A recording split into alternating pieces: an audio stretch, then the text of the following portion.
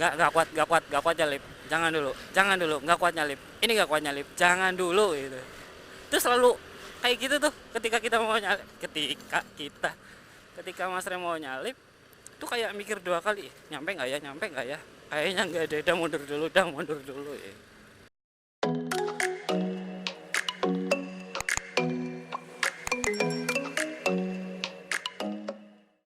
Oke, assalamualaikum warahmatullahi wabarakatuh. Balik lagi sama Mas Ray di sini.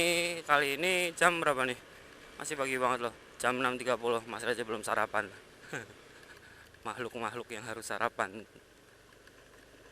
Kali ini Mas Ray mau ke Purwokerto sekalian mau ngasih tahu perspektif Mas Ray tentang motor Beat ini yang bikin Mas Ray kadang geleng-geleng kepala. Mau tahu kenapa? Simak terus video Mas Ray. Oke? Oke, yang belum subscribe, Mas Ray minta dukungannya buat subscribe channel Mas Ray. Jangan lupa like video ini, share juga ke teman-teman kalian, komentar kalau memang ada yang perlu kalian tanyakan, atau ya bebas ding, nggak harus perlu gitu. Sekarang Mas Ray mau iseng-iseng. Gih Pak, badai meriksa nih sekedap. Dan nih kondisi jembatan Klampok sekarang, benar-benar nggak bisa dilewatin tuh. Dari kemarin tutup total, makanya kemarin sempat ada kemacetan. Mas Ray mau ke Purwokerto, Mas Ray tahu jalannya kemana, cuma pengen lihat aja. Nggak Pak? Nih, kayaknya Mas Ray pernah tunjukin di video sebelumnya deh. Di sebelah mananya? Ciluk Pak. Tarik terus. Jemput men. Sekalian sarapan. On. Di situ napak. Hati-hati gue nyakeli.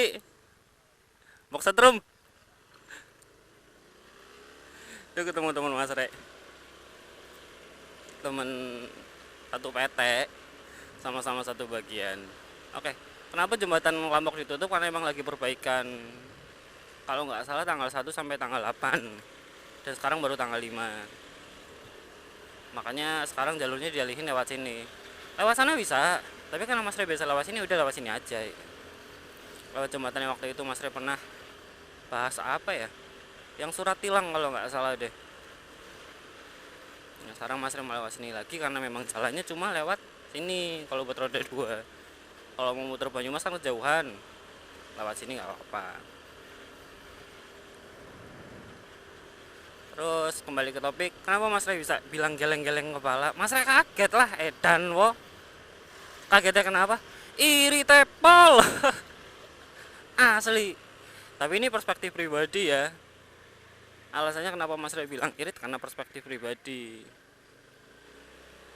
Singkat cerita, kalau Mas Ray bawa NMAX Mas Ray itu si Simon. Kenapa namanya Simon? Karena gede, lebar juga kan, makanya namanya Simon. Nah gitu. Kenapa? Kalau bawa Simon itu satu minggu Mas Ray bisa ngisi itu 70.000.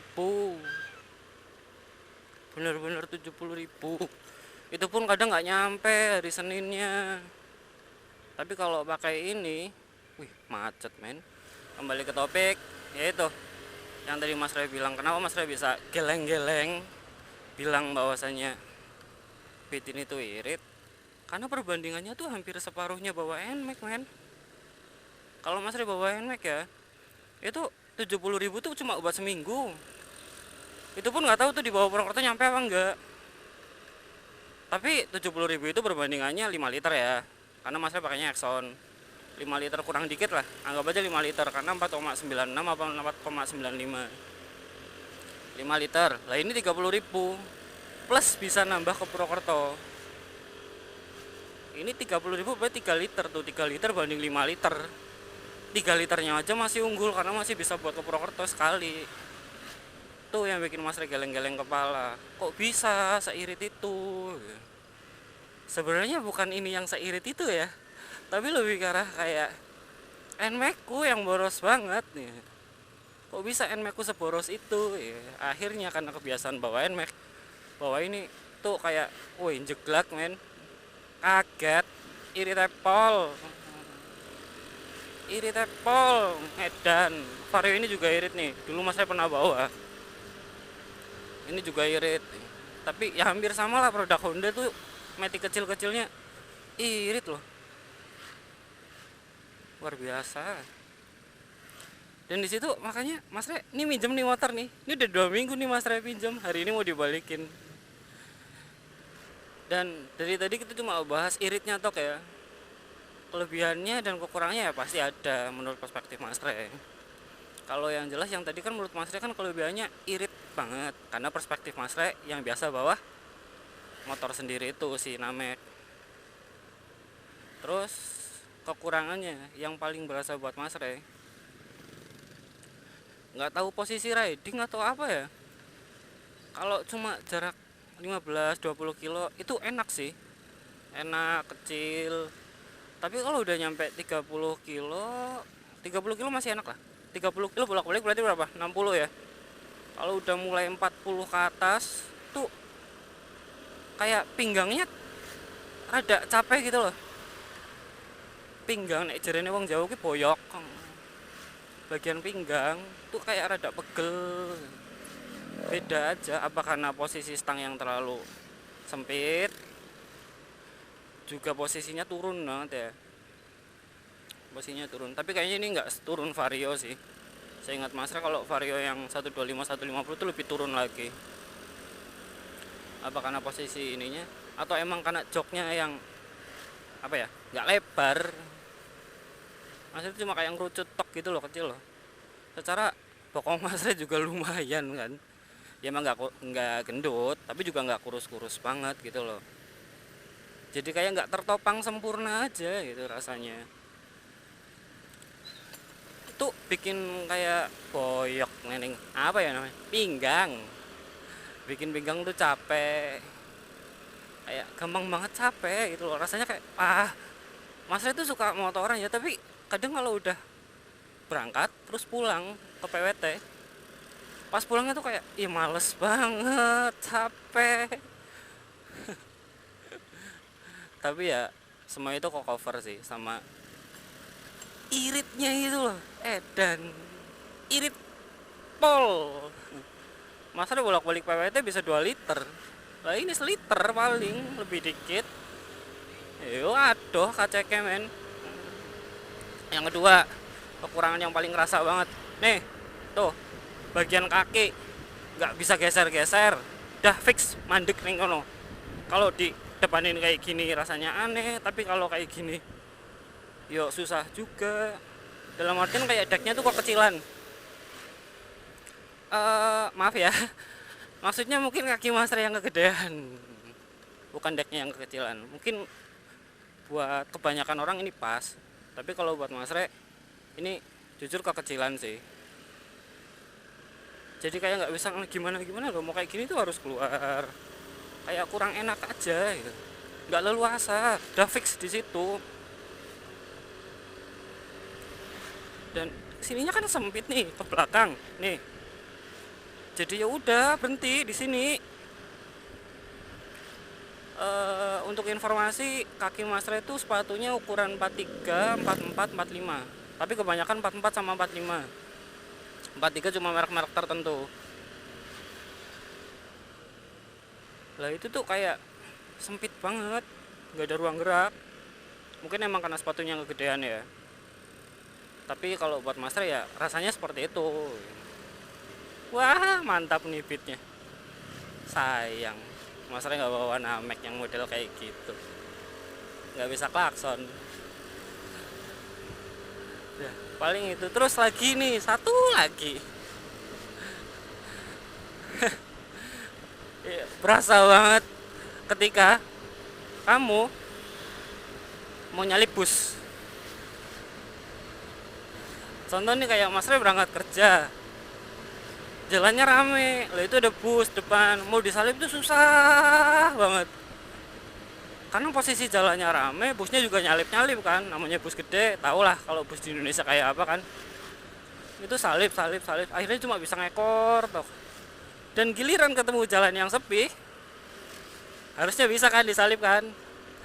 tapi kenyataan berkehendak lain. Bisnya kenceng, ini ketinggalan, nggak bisa ngejar men. Itu berasa banget loh. Ya sebanding sama iritnya, kembali lagi sebanding sama iritnya. Jadi ya wajar kalau emang akselerasinya kurang sama top speednya gitu. Kembali lagi ke perspektif Mas Ray, yang Mas Ray biasa bawa NMAX. Dan kebetulan NMAX Mas Ray itu juga bukan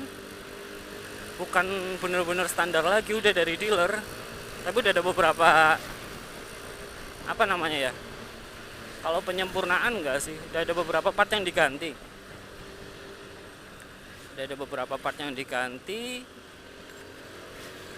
Sampai blok-bloknya barang gitu kan.